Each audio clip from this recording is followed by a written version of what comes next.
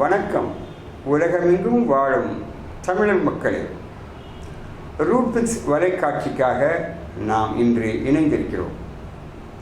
தினம் ஒரு கீரை பற்றி பேசும்பொழுது முருங்கை, அகத்தி, தண்டங்கீரை பற்றி பேசினோம். பார்த்து பயன்பெறுங்கள். இன்று மணத்தக்காளி கீரை, மணித்தக்காளி கீரை, சுக்கட்டி கீரை என்பது பற்றி பேசுவோம்.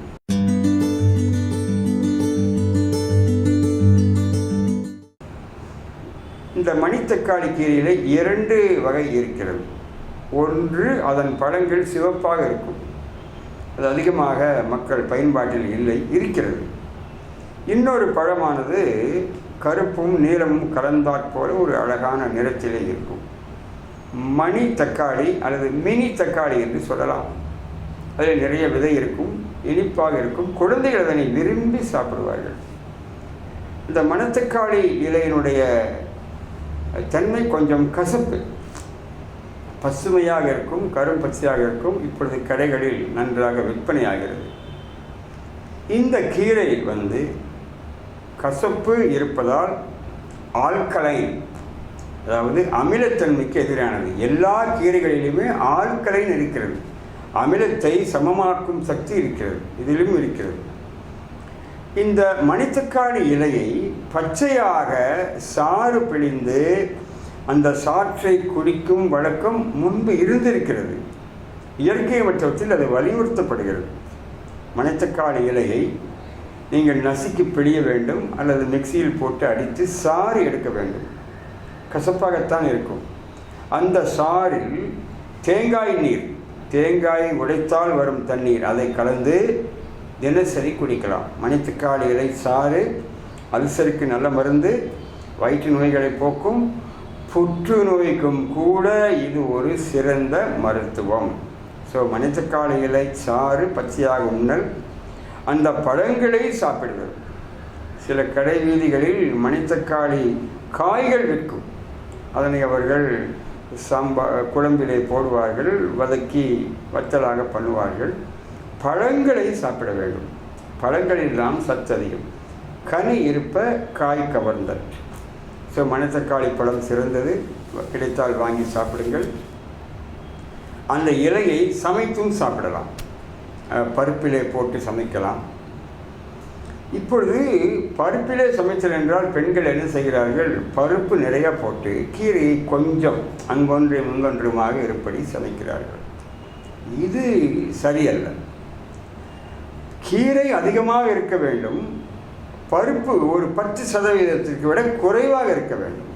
இதுதான் பருப்பிலே கீரை, கீரையிலே பருப்பு என்று சொல்வது.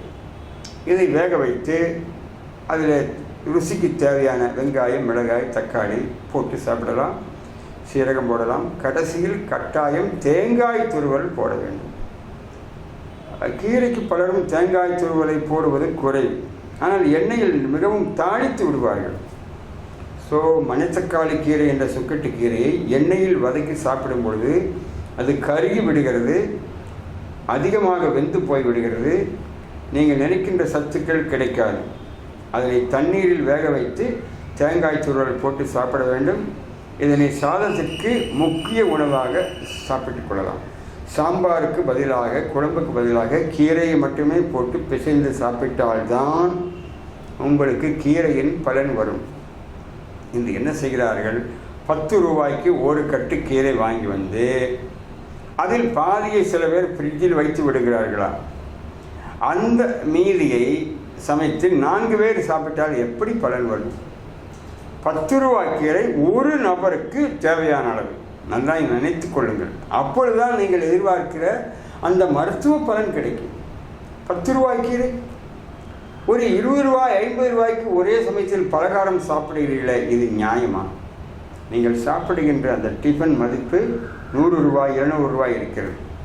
இனிப்பு, காரம், காப்பி என்று சாப்பிட்டால் 100 ரூபாய் வருகிறது. 10 ரூபாய் கீரையை 4 பேர் சாப்பிட்டால் எப்படி? நீங்களே சொல்லுங்கள். ஸோ ஒரு நபருக்கு 10 ரூபாய் கீரை, ஒரு கட்டு கீரை ஒரு நபருக்கு தேவை. மணித்தக்காளி கீரையும் அப்படி அதிகம் சாப்பிட்டால்தான் பலன் கிடைக்கும். ஒரு நோயாளிக்கு கீரையின் மூலம் பலன் கிடைக்க வேண்டும் என்றால் ஒரே கீரையை 7 நாட்களுக்கு தொடர்ந்து தினசரி அதிக அளவில் விரும்பி சாப்பிட வேண்டும். அது தண்டனையை போல சாப்பிடக்கூடாது, அது ஒரு பரிசாக.